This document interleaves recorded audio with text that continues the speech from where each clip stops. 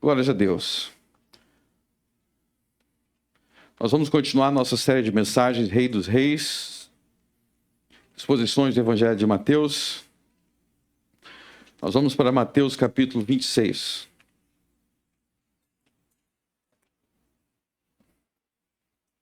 Desculpa, é 21. O verso que é 26, está escrito errado no boletim, realmente é 21. Mateus 21.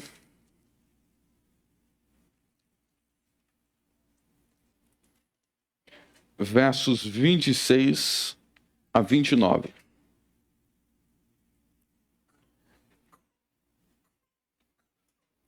Na verdade é 21. A referência está errada aí. Não sei como que entrou essa referência errada aí. Mas na verdade é 21, verso 12. Verso 12. Até o 16. Mateus 21, 12 a 16. E entrou Jesus no templo de Deus e expulsou todos os que vendiam e compravam no templo. E derrubou as mesas dos cambistas e as cadeiras dos que vendiam pombas. E disse-lhes: está escrito: a minha casa será chamada casa de oração, mas vós a tendes convertidos em covil de ladrões. E foram ter com eles no templo cegos e coxos, e os curou-os. Vendo então os principais sacerdotes e os escribas as maravilhas que fazia, e os meninos clamando no templo, Hosana ao filho de Davi, indignaram-se e disseram-lhes: ouves o que estes dizem? E Jesus lhes disse: sim, nunca leste? Pela boca dos meninos e das criancinhas de peito tiraste o perfeito louvor. Amém. Então, meus irmãos, como nós vimos na semana passada, a partir do capítulo 21 de Mateus, nós temos a última semana de vida de Jesus. A última semana de vida de Jesus. Então, na semana passada, nós vimos a entrada triunfal de Jesus em Jerusalém, quando ele veio montado no jumento. Nós vimos a razão de Jesus vir montado no jumento, nós vimos por que ele se apresentou assim em Jerusalém. Isso aconteceu na segunda. Desculpe, a entrada triunfal aconteceu no domingo. Então, é exatamente o domingo anterior ao domingo da ressurreição. E nós vimos agora que quando Jesus chegou em Jerusalém, uma das primeiras coisas que ele foi se dirigir ao templo para arrumar o que nós vimos aqui, uma abençoada confusão. Uma santa e abençoada briga. Jesus chegou para brigar. Antes da gente entender por que ele fez isso, por que ele estava tão irado, a ponto de derrubar a mesa, expulsar dali, brigar, nós precisamos lembrar do contexto que está acontecendo aqui. Então, por que Jesus... Vamos recapitular algumas coisas da semana passada. Por que Jesus viajou para Jerusalém? Ele viajou para Jerusalém para celebrar a Páscoa. Então, em nossos dias, quando os brasileiros falam sobre a Páscoa, eles estão falando que eles comemoram a ressurreição do coelhinho. Não é isso? Ah, não é a ressurreição do coelhinho. Mas quando o brasileiro fala da Páscoa, a maioria das pessoas, dão mais atenção para o coelho, mas o sentido desse feriado na nossa cultura brasileira é, na verdade, a ressurreição de Cristo, mesmo a maioria rejeitando Cristo. Porém, na Bíblia, esse feriado, Páscoa, não é uma comemoração da ressurreição de Jesus. Tá? Então, na Bíblia não existe um feriado chamado Páscoa, onde as pessoas comemoravam a ressurreição de Cristo. Ué, eles não comemoravam a ressurreição de Cristo? Sim, eles comemoravam a ressurreição de Cristo no domingo, celebrando a ceia do Senhor. Então é aí que é a comemoração bíblica da ressurreição de Cristo. A Páscoa na Bíblia era comemoração, a Páscoa e os dias de pães ázimos era comemoração da libertação de Israel da escravidão do Egito. Então lá no Velho Testamento, os israelitas, quer dizer, os antepassados de Jesus, os tataravós de Jesus, os descendentes de Abraão, foram escravizados no Egito. E nessa escravidão do Egito, Deus enviou Jesus antes de nascer. E Jesus, antes de nascer, o mensageiro do Senhor, ele foi enviado pelo Pai para libertar Israel da escravidão do Egito. E quando Deus libertou Israel da escravidão do Egito, havia 8 dias de festa. 8 dias de festa para celebrar essa libertação. A Páscoa era o dia que foi na véspera da libertação. Aí tinha Páscoa na véspera, onde eles comiam um cordeiro, onde eles comiam ervas amargas e onde eles comiam pães ázimos. Depois do dia da Páscoa, que era no dia 14 de Abibe, havia 7 dias de celebração para celebrar a liberdade. Então Jesus, ele foi para Jerusalém para celebrar essa festa, porque todos os israelitas celebravam essa festa em Jerusalém e também os crentes em Deus de outras nações. Não eram só crentes israelitas, havia pessoas de todas as nações, de todo mundo, que também eram crentes no Deus Israel. Por isso que no Salmo 122, que nós acabamos de ler, está escrito: alegrei-me quando me disseram, vamos à casa de Deus, nossos pés pararam junto às portas, teus portais, Jerusalém. Construída bem compacta, onde as tribos vão subir. Então, ele está falando das pessoas subindo até Jerusalém, indo até Jerusalém para uma celebração na casa do Senhor. E é isso que Jesus faz na última semana de sua vida. Ele está indo celebrar a Páscoa. Então, vocês precisam entender que Jesus amava fazer isso.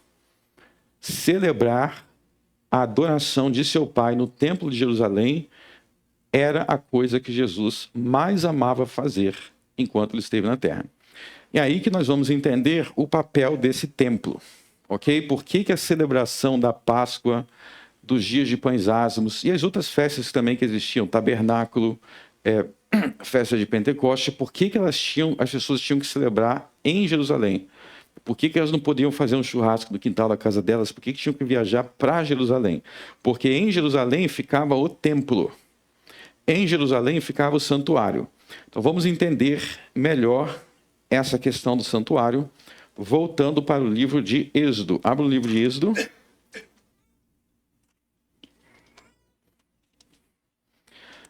Abram em Êxodo 25.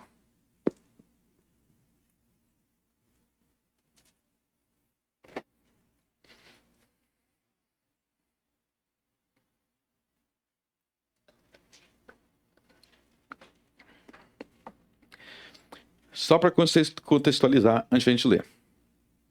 Então, em Êxodo 20, o povo recebeu os 10 mandamentos. Antes de Êxodo 20, em Êxodo 12, Deus instituiu a festa da Páscoa. Então, Êxodo 12, a festa da Páscoa e dos pães ázimos é instituído. Êxodo 20, Deus dá os 10 mandamentos. E agora, em Êxodo 25, Deus vai mandar o povo de Israel, por meio de Moisés, construir o santuário. Então, vamos ler. Então falou o Senhor a Moisés, dizendo: fala aos filhos de Israel que me tragam uma oferta alçada de todo homem cujo coração se mover voluntariamente, dele tomareis a minha oferta alçada. E esta é a oferta alçada que recebereis dele: ouro, prata, cobre, azul, púrpura, carmesim, linho fino, pelos de cabra, peles de carneiro tintas de vermelho, peles, texugos, madeira de acácia, azeite para a luz, especiarias para óleo, unção, especiarias para o incenso, pedras de ônix, pedras de engaste para o éfode e para o peitoral. Então, Deus aí está mandando que os israelitas eles dessem ofertas, e essas ofertas você vê que inclui aí várias pedras preciosas, ouro, prata, várias pedras preciosas. E para que serviriam essas ofertas. Verso 8: e me farão um santuário e habitarei no meio deles. Então eles vão usar essas coisas para construir um santuário, e esse santuário seria um meio de Deus estar com o povo, habitar com o povo. E aí do verso 9: conforme a tudo que eu te mostrar para modelo do tabernáculo e para modelo de todos os seus pertences, assim mesmo farei. Então o santuário aí é o mesmo que tabernáculo. Tabernáculo, santuário. A palavra tabernáculo significa casa. Quer dizer que é o lugar onde Deus habitaria no meio do povo. O meio de Deus habitar com o povo. Veja que no verso 9, eles não tinham liberdade para construir o santuário da maneira que eles quisessem. Conforme a tudo que eu te mostrar. Ou seja, vocês não têm liberdade para construir do jeito que vocês querem. Vai ser do jeito que eu mandar. E aí, do capítulo 25 em diante, passam os olhos aí sobre os capítulos, Deus está dando todos os detalhes de como que esse tabernáculo tinha que ser. Ele está dizendo, vai ter essa altura, essa largura, vai ser assim, assim, assado. E aí, no capítulo 31, depois de Deus dar todas as instruções, como que o tabernáculo ia ser, no capítulo 31, Deus vai dizer o seguinte: não é qualquer um que pode construir esse tabernáculo. Não é qualquer um, não é igual a casa de vocês, que vocês colocam lá qualquer pedreiro. Olha só o que Deus vai falar no capítulo 31. Depois falou o Senhor a Moisés, dizendo: eis que eu tenho chamado por nome a Bezalel, o filho de Uri, filho de Ur, da tribo de Judá, e o enchi de Espírito de Deus, e de sabedoria, de entendimento, de conhecimento de todo lavor, para elaborar projetos, e trabalhar em ouro, em prata, em cobre, e lapidar pedras para engastar, e em talhes de madeira, para trabalhar em todo lavor. E eis que eu tenho posto com ele a Aholiabe, filho de Aizamaque, da tribo de Dan, e tenho dado sabedoria ao coração de todos aqueles que são hábeis, para que façam tudo que eu te tenho ordenado, a saber, a tenda da congregação, a arca de testemunho, etc, etc. Então aqui, vocês veem que os construtores do santuário eram pessoas que receberam, verso 2, verso 3, o Espírito de Deus para capacitá-lo a construir. Isso é um detalhe que vocês precisam entender e nunca esquecer. O santuário, para ser construído, os construtores tiveram que receber o Espírito Santo para que eles fossem habilitados para aquela obra. Por que eles precisavam receber o Espírito Santo para construir o santuário? Resposta: porque o santuário não era um prédio comum. O santuário não era um edifício comum. Todas as partes do santuário eram obras do Espírito Santo. Era uma construção espiritual que, como nós vamos ver agora, visava abençoar o povo. Então, todo mundo que viajava para esse santuário com fé e participava dos cultos que lá aconteciam eram abençoados. Então, entendam que esse santuário, todas as pedras, toda a construção foi da forma que Deus revelou, foi da forma que Deus mandou, e aquela construção era inspirada pelo Espírito Santo. O Espírito Santo permitiu e fez com que esses pedreiros, esses construtores, criassem aquele edifício. E era um edifício muito grande, e aqui nós vamos avançar na história, e eu vou resumir os acontecimentos de vários livros aqui para vocês entenderem. Então, esse santuário que nós lemos aqui foi construído por Moisés, com esses homens aqui que receberam o Espírito Santo, depois que Israel saiu da escravidão do Egito. Só que se você avançar na história e chegar lá no livro de Samuel, lá no livro de Samuel, no tempo do profeta de Samuel, esse santuário que Moisés mandou construir no deserto foi destruído.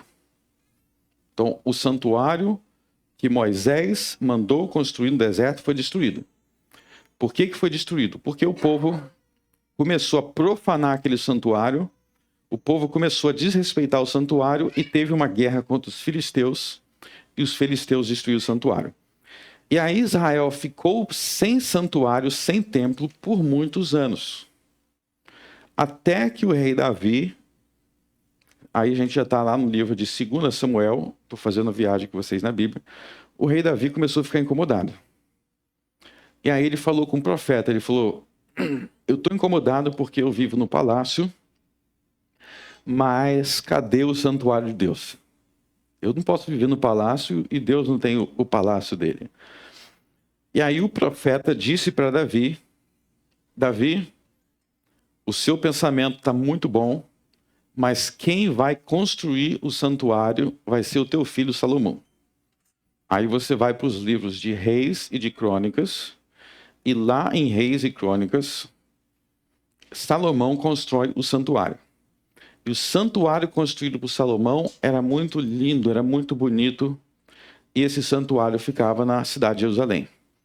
E esse santuário continuou a existir por muitos séculos em Jerusalém, até que o povo de Israel começou a pecar, se corromper, e Deus falou, eu vou destruir Jerusalém, eu vou destruir Israel. Isso aconteceu no livro, você lê sobre isso nos livros de Reis e Crônicas, no final do livro de Reis, no final do livro de Crônicas, 2 Reis, 2 Crônicas, Babilônia chega, invade, destrói Jerusalém, destrói o templo, destrói tudo.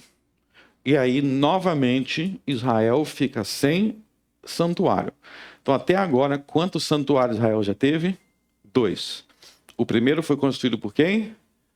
Moisés, lá no deserto que a gente acabou de ler. O segundo foi construído por... E foi destruído por quem? Babilônia. Que bom, vocês estão acordados e estão atentos. Esse santuário, destruído por Nabucodonosor, rei da Babilônia, foi reconstruído no livro de Esdras. Então nós temos lido no culto aqui, na leitura do Velho Testamento, Esdras e Neemias. O que acontece em Esdras e Neemias? Nós temos lido, o templo é reconstruído em Esdras e a cidade é reconstruída em Neemias. Ou seja, a cidade e o templo que foram destruídos por Nabucodonosor, em Esdras e Neemias foi reconstruído. Então Israel já teve 3 santuários. Israel já teve 3 santuários. Agora, o santuário que Jesus frequentava era o 3º santuário de Israel. Isso que eu estou te explicando é uma das coisas mais importantes que você precisa entender para entender a Bíblia e para entender muitas profecias. Se você não entender isso, eu te garanto, 50% da Bíblia não vai fazer sentido. Esse é o grau de importância do que eu estou explicando. Tá? Agora, vamos ver uma coisa aqui. Abra no profeta Daniel. Abram no profeta Daniel.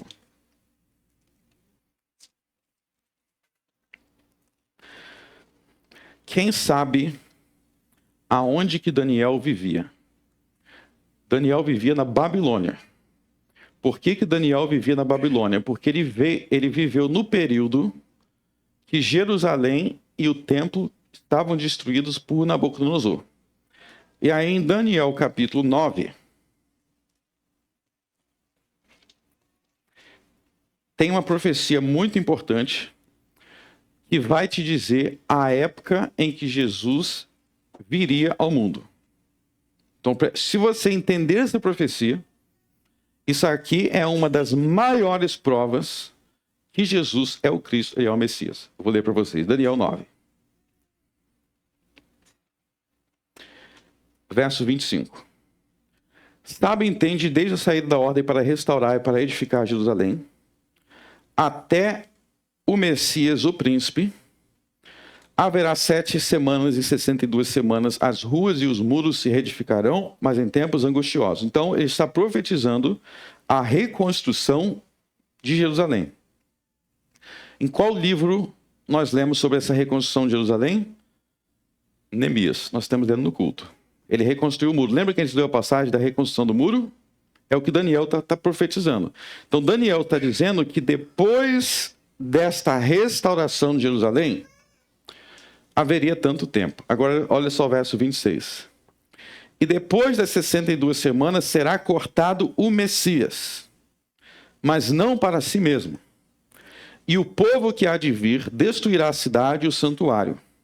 E o seu fim será como uma inundação. Então, observe o seguinte. Ele está dizendo que o Messias viria, e depois da vinda do Messias, a cidade de Jerusalém e o santuário seriam destruídos. Pergunta: o santuário de Jerusalém está lá agora? Não. Por que não existe hoje um santuário em Jerusalém? Por que não existe? Porque foi destruído. Se o Messias viria antes da destruição do santuário, isso prova que o Messias já veio e prova que o Messias teria que vir antes dessa destruição. E isso prova que os judeus estão errados quando eles dizem que o Messias ainda vai vir.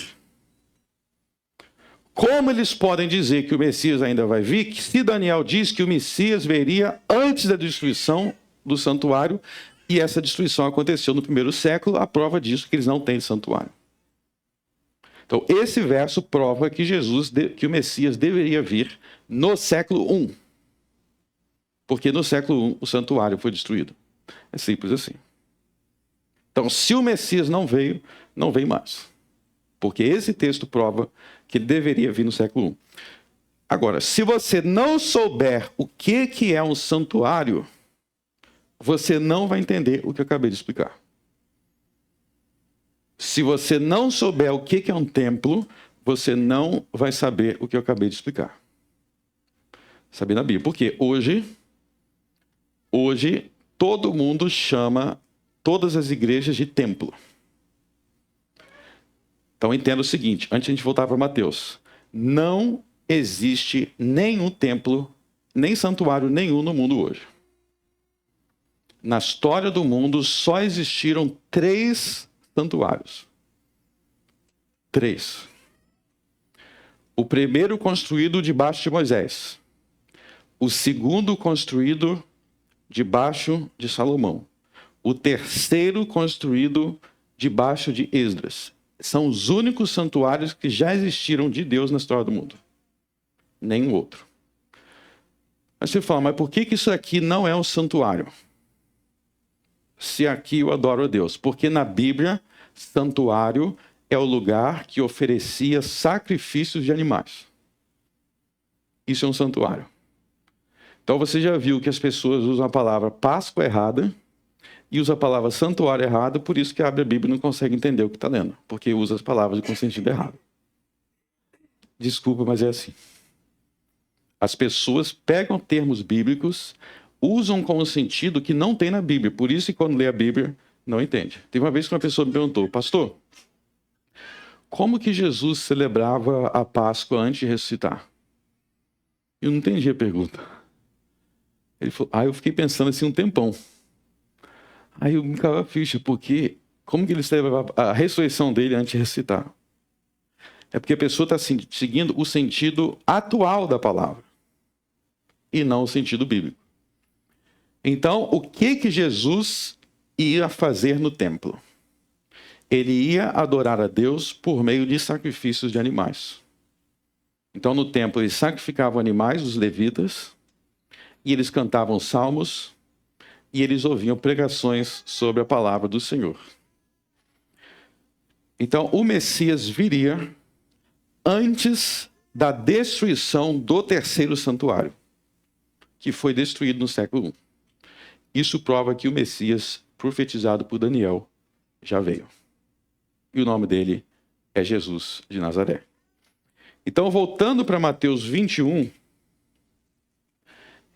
pergunta: qual dos 3 santuários Jesus frequentava? Era aquele de Moisés? Não.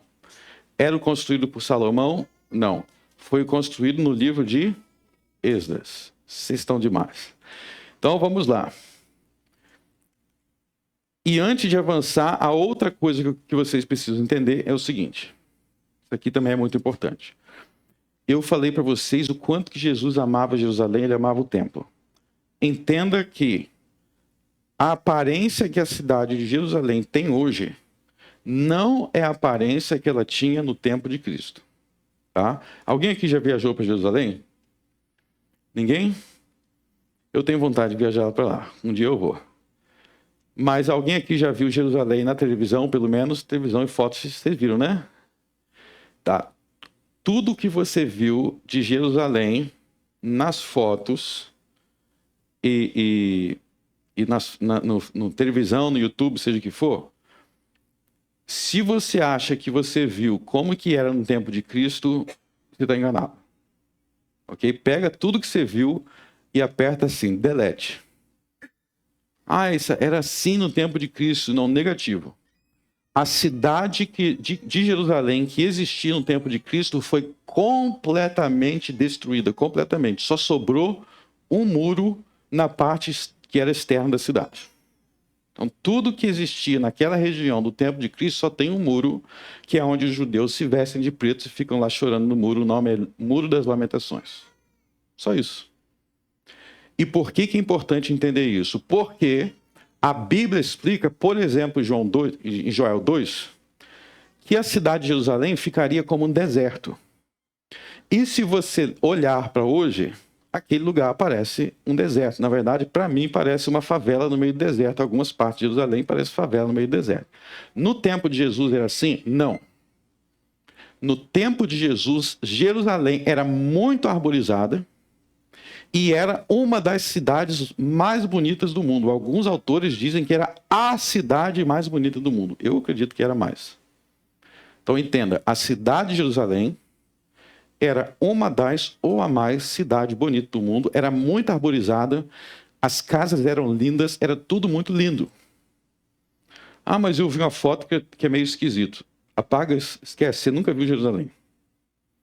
Você nunca viu nada. Você viu uma sombra que existe hoje de um lugar em guerra, de um lugar que eles tentam reconstruir, mas não conseguem ter paz nunca porque eles rejeitaram Jesus.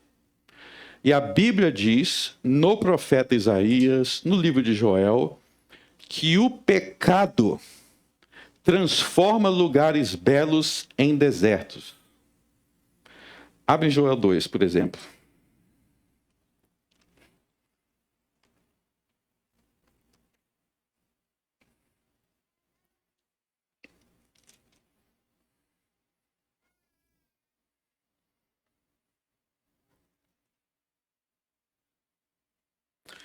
Joel 2, falando da destruição de Jerusalém. Aliás, para quem não sabe, o apóstolo Pedro, no primeiro sermão no dia de Pentecostes, pregou sobre Joel 2. Mas vamos ver o que ele vai falar, o que vai acontecer com Jerusalém. Joel 2:1. Tocai a trombeta em Sião, e clamai em alta voz no meu santo monte. Tremam todos os moradores da terra, porque o dia do Senhor vem, já está perto. Dia de trevas, de escuridão, dia de nuvens e densas trevas. Como a alva espalhada sobre os montes, povo grande e poderoso, qual nunca houve desde os tempos antigos, nem depois dele haverá pelos anos adiante, de geração em geração. Então, pausa aí. Joel aqui está profetizando um povo que atacaria Israel, atacaria Jerusalém. E por causa desse ataque, desse povo grande e poderoso, aquele era um dia de trevas e de escuridão. Agora, olha só o que ele vai dizer que vai acontecer com Jerusalém depois dessa guerra. Diante dele aí é o povo, tá? É o povo que está atacando. Diante dele, um fogo consome, e atrás dele uma chama abrasa. A terra diante dele é como o jardim do Éden, mas atrás dele um desolado deserto, sim, nada lhe escapará. O que isso quer dizer? Quer dizer que antes desse ataque, Jerusalém parece com o jardim do Éden. Depois que passa, virou um deserto. Aí você vê o deserto e acha que era igual antes. Não, antes era igual o jardim do Éden. Vocês leram isso? Ele está dizendo que antes dessas guerras todas, depois que caiu bomba, que soltou bomba lá, guerra, espada, gente morrendo, ficou um deserto. Mas antes era como o jardim do Éden. Por que é importante gravar isso? Por que é importante entender essa beleza de Jerusalém que é descrita tanto pela Bíblia quanto pelos historiadores da época? Flávio Joséfo também fala isso, que na época dele, ele fala assim, quem chega em Jerusalém e conheceu a cidade hoje, depois da destruição não acredita que tinha uma cidade aqui, que virou um deserto. Por que é importante entender isso? Volte em Mateus 21.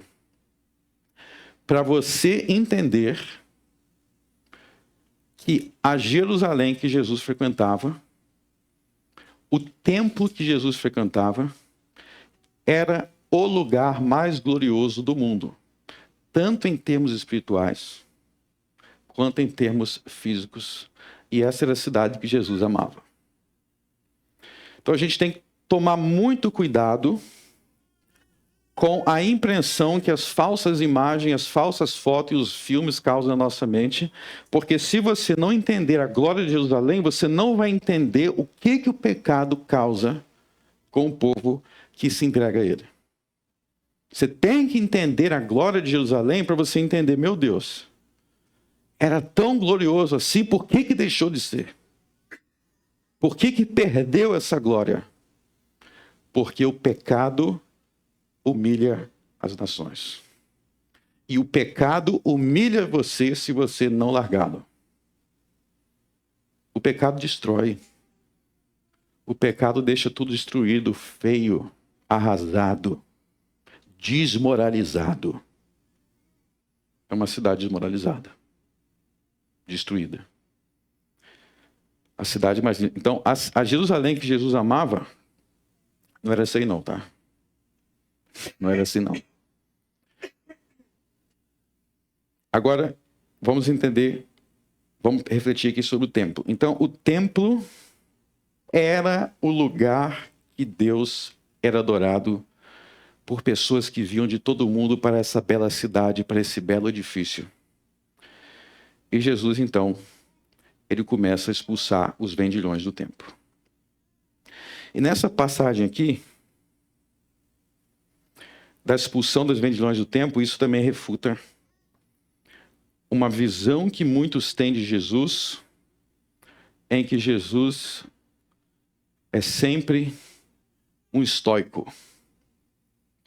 Tem um filme famoso que todo ano passa na Record, que se chama Jesus de Nazaré. Esse filme é bom? Não. Como todos os filmes de Jesus, é péssimo. E nesse filme, que contém muitas mentiras, Jesus de Nazaré, é um dos mais famosos. Porque nesse filme, a aparência de Jesus é muito parecida com as pinturas. Tem uma coisa que é interessante nesse filme. Jesus está sempre com o mesmo semblante. Ele nunca ri. Ele está sempre assim, com ar transcendental. Ele nunca ri, nunca... É sempre com o mesmo semblante. E esse é um falso Jesus. Isso leva a pensar que Jesus ele era assim, estoico. Esse não é o verdadeiro Jesus. O verdadeiro Jesus, você tem que pensar nele da forma que a Bíblia te diz. E esses filmes, essas imagens, assim como eles deturpam como era a verdadeira Jerusalém, eles deturpam como era o verdadeiro Cristo. O verdadeiro Cristo, ele ria. Ele dava gargalhada porque ele tinha emoções. Jesus era um homem de emoções verdadeiras. Se você não imagina Jesus assim, alguém te roubou essa faceta de Jesus. Vocês já acham que Jesus ia para a festa e ficar lá parado assim? E alguém rindo. Não pode. Parem de imaginar Jesus como esses ídolos. Se esforce para pensar em Jesus como o texto apresenta, como os salmos apresentam. Quantos salmos não fala da alegria de Jesus, da tristeza de Jesus, das emoções de Jesus? Jesus era um homem verdadeiro com emoções verdadeiras. E aqui qual é a emoção dele? A emoção dele aqui é a ira. Aliás, deixa eu abrir um parênteses e fazer uma pergunta para vocês, para você ver como que as imagens enganam. Eu quero que todo mundo pense aí no fariseu. Pense nos fariseus. Pensaram? Tá. Boa parte de vocês, se não todos, mas boa parte imaginou um turbante assim na cabeça. Não imaginaram ou não? Alguém aqui imaginou um turbante? Quem disse que os fariseus usavam roupa diferente, especial? Não usavam, não. Os fariseus se vestiam como pessoas comuns, sabia? Mas todos os filmes, eles parecem assim, com muita cara de raiva, e com um turbante na cabeça, e o turbante vem aqui, eles têm aquelas roupas especiais, tudo invenção. Os fariseus pareciam pessoas normais. O problema não estava na roupa deles, o problema estava no pensamento deles. A gente começa a criar. E quem disse que os fariseus só ficavam com o ar de raivoso? Porque se tu acha que falso profeta vai vir só com uma roupa especial, com ar de raivoso, essa ideia que o falso profeta é assim, você vai ser enganado por muitos, porque vai vir falso profeta sorrindo e parecendo normal. Aí tu vai criando essas falsas concepções na cabeça, tu não consegue mais entender o que a Bíblia te ensina de tanta ideia falsa. Então imagine, lê essa passagem aqui, imaginando Jesus irado. Imagina ele irado. Você acha que ele chegou lá falando, peraí que eu vou dar um empurrão não aqui. É irado. É dando grito. Quando ele diz, a minha casa será chamada, imagina ele gritando com isso, derrubando as mesas. E empurrando as pessoas. O Evangelho de João diz que ele fez um chicote e começou a meter o chicote nas pessoas. Pergunta por que Jesus está tão irado assim que ele chegou, segundo o Evangelho de João, a chicotear as pessoas dentro do templo e derrubar as mesas. Porque ele não é o Jesus falso e passivo que as pessoas imaginam. Ele é o Jesus que defende a justiça e defende o templo de seu Pai. E aí vai vir a próxima verdade que vocês precisam entender. Tem gente que acha que Jesus está fazendo isso, está expulsando os vendilhões, está derrubando mesa, está chicoteando porque eles acham que Jesus está contra a religião, que Jesus está contra o templo. Nada poderia estar mais longe da verdade. Jesus, de tal forma, ama o templo, que ele não permite qualquer corrupção do seu propósito original. E aí eu quero dar uma palavra importante para vocês sobre a importância de amar o templo. Então veja isso aqui, entenda isso aqui. Jesus está na última semana de vida. Dentro de poucos dias, ele vai ser traído, vai ser preso, vai ser morto por esses sacerdotes aqui do verso 15 que estão questionando ele.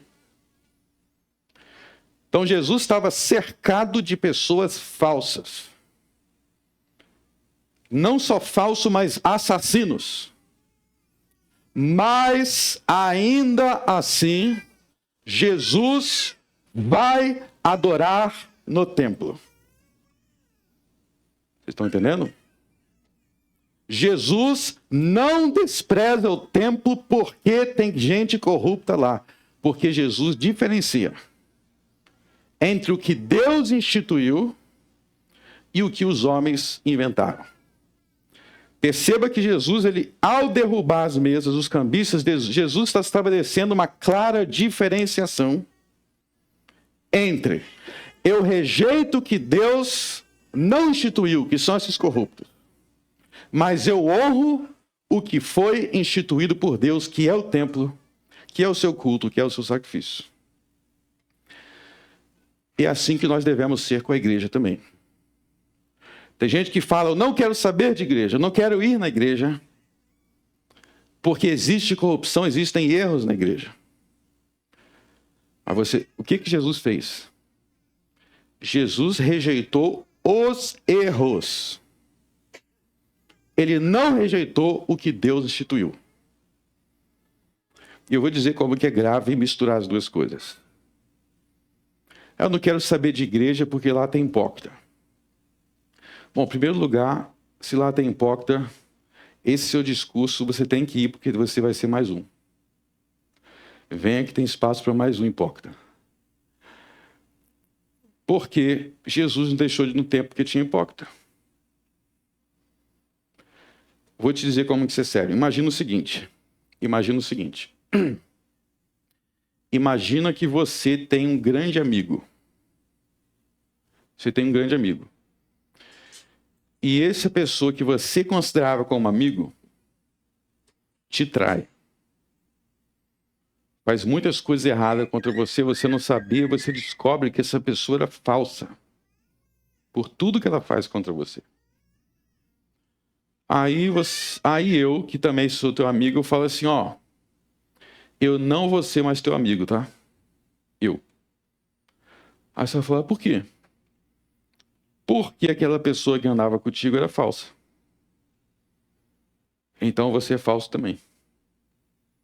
Peraí, você está misturando as coisas. Não foi eu que traí ela. Eu que fui vítima, você vai falar para mim, eu que fui vítima dessa falsidade. Por que você está me acusando com base no que a pessoa me... Eu sou a vítima. Mas é assim todo mundo que diz que não quer saber de Deus por causa daqueles que traem Deus. Quando você diz, eu não quero saber de igreja ou de Deus porque tem gente falso, você está culpando Deus pela falsidade delas. Então Deus é culpado pelos corruptos? Pelo contrário, é a mesma coisa de eu falar, eu não vou falar com você porque alguém te traiu. O que tem uma coisa a ver com a outra? Se você é meu amigo, você deveria estar me controlando. Mas é o mesmo discurso de dizer, eu não quero Deus, não quero a Bíblia, porque tem gente que lá que é falso com Deus. Então o problema não é Deus, nem a Bíblia, nem Jesus. O problema não era o templo. Se em algum momento vê Jesus falando que o problema é o templo, Jesus diz, os problemas são os vendilhões, e por isso que eu estou expulsando você daqui. Então se você alguma vez passou por algum trauma na igreja, alguém fez algum mal contra você na igreja, alguém fez algo de errado com você na igreja, saiba que se você se voltar contra Deus por causa dessas pessoas, você está concordando com os traidores de Deus. Você está se aliando com os traidores. Por isso que é muito grave se tornar um desigrejado. Se tornar um desigrejado, ou seja, se revoltar contra as ordenanças de Deus, contra as ordenanças divinas, por causa do ser humano traidor, é como eu me voltar contra você e me unir contra aqueles que te traem. Porque os corruptores da igreja são como os corruptores do templo. Eles estão contra Deus. O que Jesus fez? Jesus não desprezou o templo. Ele desprezou os que corrompem o templo. Então você está numa igreja corrupta, não se revolte contra a igreja que Cristo instituiu. Se revolte contra aquela corrupção. Vai para outra igreja que não é corrupta. Seja contra aquela corrupção. Mas o ser humano, ele não. O ser humano, ele quer desculpas. Eu sou contra a igreja porque me fizeram isso. Eu não. Eu sou contra essas pessoas e eu defendo a igreja, porque eu imito Jesus. Eu imito Jesus. Eu quero expulsar os corruptos, eu não quero acabar com a igreja. Eu quero chicotear os corruptos e derrubar as suas mesas. Porque eu não acho que se Deus está sendo traído por esses corruptos da igreja, esses hereges, eu quero ficar do lado de Deus e das coisas que Deus fez. Como é que eu vou virar e falar assim, agora eu vou deixar Deus, não acredito na Bíblia? Aí eu estou me aliando com os traidores. Aí da próxima vez que alguém te trair e falar mal de você, você parabenize eles. Fala assim, obrigado por me trair, porque é assim que você fez com Deus. Como é que Jesus diferencia entre o que é de Deus e o que não é no templo? É assim que você vai diferenciar nas igrejas o que é de Deus e o que não é. Você vai sair fora do que não é de Deus. Qual é a regra que Jesus usa? Verso 13. E disse-lhes, está escrito. Tudo o que Jesus vai fazer nesses versos para diferenciar o verdadeiro e o falso é citar passagens bíblicas. Então, Jesus diferencia o verdadeiro uso do templo do falso a partir da regra da Escritura. Com que base Jesus expulsa os vendilhões? A Bíblia. Está escrito. Em algum momento, Jesus diz que o templo é ruim. Em algum momento, Jesus rejeita os sacrifícios que lá ocorriam. Não, ele rejeita o que não está de acordo com a Bíblia. Então, verso 13, a minha casa será chamada casa de oração, mas vós a tendes convertido em covil de ladrões. Deixa eu te mostrar um detalhe sobre esse negócio de ladrões aí. Está vendo que no final do verso 12, eles vendiam pombas? Isso prova que eles oprimiam os pobres. Isso prova que eles oprimiam os pobres. Você falou, o que tem a ver uma coisa oprimir para o pobre? Porque lá na lei de Moisés, os sacrifícios de pombas eram sempre sacrifícios de pobres. Sempre, como é que acontecia? Às vezes você tinha que oferecer um cordeiro. Aí se você não tivesse dinheiro para o cordeiro, aí Deus falava, então pode oferecer uma pomba, porque você é pobre e não tem condições, pode ser outro animal, a pomba. Então, além de estar transformando a casa de Deus em uma corrupção, eles estão se aproveitando dos pobres. E eu sei disso porque nós sabemos o que está escrito na lei de Moisés. Não é isso? Agora, está escrito, a minha casa será casa de oração. Aonde está escrito isso? Livro do profeta Isaías. Abre Isaías 56.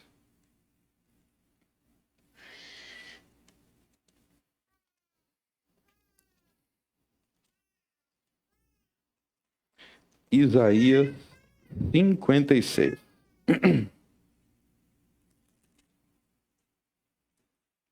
Verso 6. Desculpe, verso 7. Também os levarei para o meu santo monte e os alegrarei na minha casa de oração, e os seus holocaustos e os seus sacrifícios serão aceitos no meu altar, porque a minha casa será chamada casa de oração para todos os povos. Está vendo aí? Casa de oração. É isso que Jesus está citando.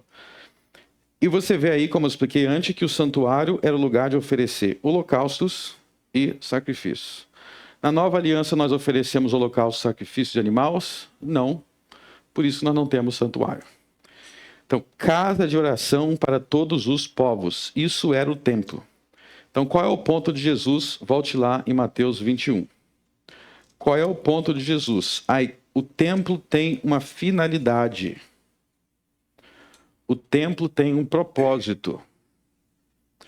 Esse propósito é o que está escrito.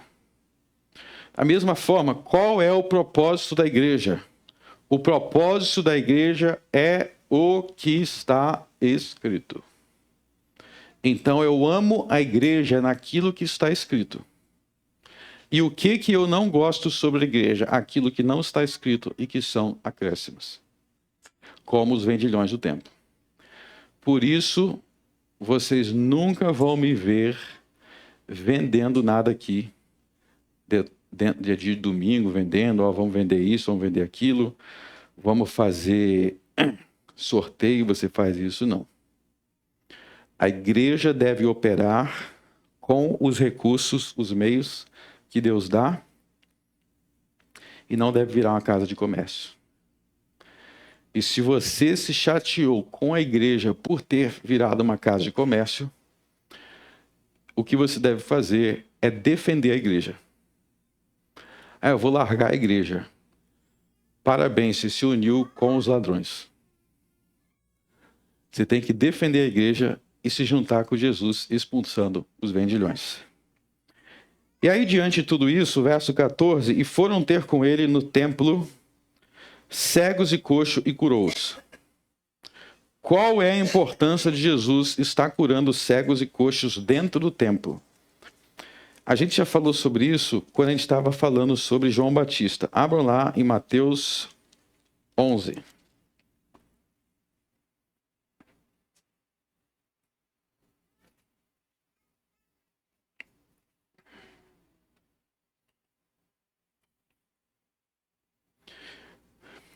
Mateus 11, 1. E aconteceu que, acabando Jesus de dar instruções aos seus 12 discípulos, partiu dali a ensinar e a pregar na cidade deles. E João, ouvindo do cárcere falar dos feitos de Cristo, enviou 2 de seus discípulos a dizer-lhe: És tu aquele que havia de vir, ou esperamos outro? Então, olha só a pergunta de João Batista. És tu aquele que havia de vir? Agora preste atenção na resposta. E Jesus respondendo disse-lhes: Ide e anunciar a João as coisas que ouvis e vedes. Os cegos veem, os coxos andam, os leprosos são limpos e os surdos ouvem. Os mortos são ressuscitados e aos pobres é anunciado o evangelho. Então veja que Jesus cita: os cegos veem e os coxos andam, são os mesmos milagres realizados em Mateus 21, verso 14, os cegos e os coxos. E por que que esses milagres são relevantes para a pergunta de João Batista? A resposta está em Isaías 35. Abra Isaías 35.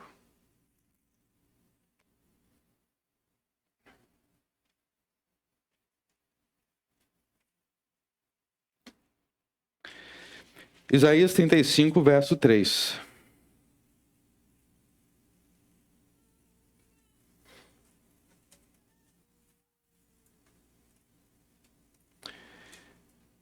Fortalecei, Isaías 35, verso 3. Fortalecei as mãos fracas e firmai os joelhos trementes. Dizei aos turbados de coração: sede fortes, não temais. Eis que o vosso Deus virá com vingança, com recompensa de Deus ele virá, e vos salvará. Então os olhos dos cegos serão abertos, e os ouvidos dos surdos se abrirão. Então os coxos saltarão como cervos, e as línguas dos mudos cantará. Até aí. Veja bem. Verso 4. Eis que o vosso Deus virá. Quando o vosso Deus vir, o que ele vai fazer? Verso 5. Os cegos vão ver. Verso 6. Os coxos vão saltar. Ele está falando dos milagres de Jesus. Por isso que quando João Batista pergunta: você é aquele que haveria de vir? Tu és aquele que haveria de vir? Ele fala: sim, olha para os meus milagres, igual está em Isaías. Os sinais que eu realizo, como está profetizado em Isaías que eu faria. Eu que sou o Deus que vi. Várias passagens de Isaías falam sobre os milagres de Cristo. E por que que isso é relevante, então? Volte para Mateus 21. Veja, então, que isso é completamente relevante para a pergunta dos sacerdotes. Porque ao realizar esses milagres em Mateus 21, 14, Jesus está cumprindo a profecia de Isaías, que mostra que ele é Deus. E isso vai ser a resposta para o que os sacerdotes vão questionar. Vendo então os principais sacerdotes e os escribas as maravilhas que fazia, e os meninos clamando no templo: Hosana ao filho de Davi, indignados. Vocês estão indignados porque tem crianças louvando Jesus: Hosana ao filho de Davi. Estão indignados. E disseram-lhe: ouve o que estes dizem? Você está vendo o que eles estão fazendo? Você tem que mandar essas crianças calar a boca, Jesus. Eles estão te louvando aqui dentro do templo. Olha só a resposta de Jesus. Verso 16. Sim, nunca lestes. Mais uma vez ele está citando a Bíblia. Mais uma vez ele cita a Bíblia. Essa citação aí vem do livro dos Salmos. Vocês nunca leram lá nos Salmos que é pela boca dos meninos e das criancinhas de peito que Deus tira o perfeito louvor. Então, mais uma vez, Mateus vai chamar a atenção para o ensino de Cristo sobre as crianças. E você precisa entender a importância do que Jesus está dizendo. Jesus está no templo. O que é o templo? o lugar que Deus era adorado. E ele está dizendo: vocês, sacerdotes, que já têm idade, eu estou aqui no templo sendo adorado, porque eu sou o Deus de Isaías que viria para curar os coxos e os cegos. Eu sou aquele Deus que Isaías profetizou. E eu te digo mais: se vocês não me adoram, pode deixar que as criancinhas me adoram. E as crianças de peito me adoram. E por isso que esse lugar, que é profanado por vocês, ainda está cumprindo o seu propósito nessas criancinhas. E o louvor delas é perfeito. Então veja, meus irmãos, que mais uma vez Jesus recorre à Escritura. Mais uma vez ele se fundamenta na Bíblia. E ele, Jesus, é adorado no templo. E em Cristo, o templo encontra aqui o seu papel perfeito e original. Nele ser cultuado como Deus, até mesmo por criancinhas de peito. Isso nos leva a questionar a forma com que nós encaramos e enxergamos as nossas crianças. As crianças muitas vezes são subestimadas. Você pode até falar: não, mas criança eu entendo adorando a Deus. Se tiver uns 4, 5 anos já está entendendo. Jesus fala: criancinhas de peito. Você tem que crer que aquele bebezinho de peito, ele é capaz de adorar a Deus. De peito. E Jesus foi adorado no templo por essas criancinhas. Porque o Espírito de Deus, vocês têm que entender que o Espírito de Deus, que é quem construiu esse templo, lembra de quem construiu esse templo? Lembra que era o Espírito Santo que veio? O Espírito de Deus rejeita os arrogantes. Muitas vezes. Ele rejeita os soberbos. E ele acolhe os humildes. Isso é repetido tantas vezes no Evangelho de Mateus. Bem-aventurados os pobres de espírito. Bem-aventurados que forem como essas crianças. Quantas vezes Jesus disse isso? E nós vemos isso enfatizado no ápice da história. Jesus foi rejeitado pelos principais sacerdotes, mas ele foi adorado pelas criancinhas de peito, conforme as Escrituras diz. Não subestime os pequenos, meus irmãos, não subestime, não subestime. A capacidade de um bebê, não subestime. Ontem eu estava impressionado porque a minha pequenininha ali, quase todo dia ela quer que a gente cante o Salmo 100. Salmo 100, Salmo 100. A gente vai fazer o nosso culto doméstico, ela fala: tem que ser o Salmo 100. E ontem eu estava impressionado que ela decorou quase toda a letra. Ela vai falando quase toda a letra. Antes ela falava só uma palavrinha só. A gente falava a frase, ela complementava. Agora ela está falando quase tudo. Porque ela quer todo dia, ela vai memorizando. E ela não fez nem 2 anos ainda. E ela é uma criancinha de peito, que louva ao Senhor com perfeito louvor, com salmos. E eu com essa idade estava babando uma chupeta. Não estava cantando salmo, não.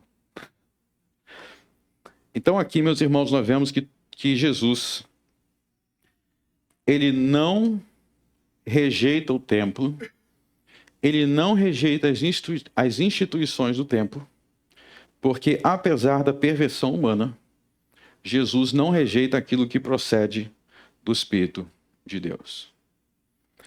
E assim nós devemos ser. Quem instituiu o batismo foi Deus. Quem instituiu a ceia do Senhor? Quem instituiu os louvores, os cânticos? Quem instituiu o congregar? Quem instituiu o ofício pastoral? Tudo isso está na Bíblia. Tudo isso está na Bíblia. Por que eu vou permitir que a corrupção dos homens me leve a desprezar as coisas que Deus instituiu? Jesus foi celebrar a Páscoa porque Deus instituiu a Páscoa. Ele não falou, não, mas aquele sacerdote lá é herege. O que ele fez que o sacerdote é herege? Criticou as heresias. Ele rejeitou as heresias. Mas ele não rejeitou a Escritura. Ele não rejeitou as ordenanças divinas. Ele não rejeitou nada do que Deus instituiu. Pelo contrário, ele se refugiou na Bíblia para rejeitar os acréscimos. Então, escreva isso no seu coração. Rejeitar Deus por causa dos falsos é aceitar que você pode, que os seus amigos podem te rejeitar quando você for vítima de um falso. É isso. Eu não rejeito nada do que Deus instituiu. Não importa o tamanho da corrupção humana. Agora, os acréscimos humanos eu rejeito. Eu desprezo. Tanto quanto Jesus rejeitou e desprezou os vendilhões do templo. Essa é a linha divisória que a gente tem que fazer. Você quer falar para mim de Bíblia? Eu amo a Bíblia porque Deus deu. Ser do Senhor, eu amo comer do pão, beber do vinho porque Deus deu. Eu amo ver batismo. Eu amo cantar louvores ao Senhor. Porque Jesus amava essas coisas. Vocês não cantaram aqui? Alegrei-me quando me disseram, vamos à casa do Senhor. Jesus não falou assim, não quero saber da casa do Senhor porque tem gente falsa lá que quer me matar. Não, ele chegou lá para a casa do Senhor, expulsou os vendilhões e falou, isso aqui está atrapalhando meus passos. Vocês que estão vendilhando, saem para lá. E ele expulsou todo mundo e falou, agora vem as crianças que vocês deveriam estar aqui. Venha os pequeninos que vocês estão certos em estar aqui. Vocês, macaco velho, corrupto, vai embora. É assim que a gente tem que ser com as coisas de Deus. Nunca abandone a igreja. Abandone, as falsas igrejas se abandonam, a idolatria se abandona, a corrupção se abandona. Isso aí você larga de mão. Agora, o que Deus instituiu na Bíblia, você tem que ter o mais alto respeito e reverência, porque são ordenanças de Deus. Vamos orar. Senhor nosso Deus, obrigado por nos revelar o verdadeiro Jesus em sua palavra. Obrigado porque o verdadeiro Jesus não era uma estátua que não vê e que nem se move, mas ele verdadeiramente se irava contra toda injustiça e toda opressão e toda mentira e toda corrupção. Obrigado, Senhor Jesus, por expulsar os vendilhões do templo, porque assim tu nos ensina a amar a tua igreja e ter o desejo de expurgá-la dos corruptos. Dê em nós, ó Pai, ó Espírito Santo, o mesmo amor que Jesus tinha pelas tuas instituições. Dê a nós amor às instituições da igreja. No nome de Jesus eu oro. Amém.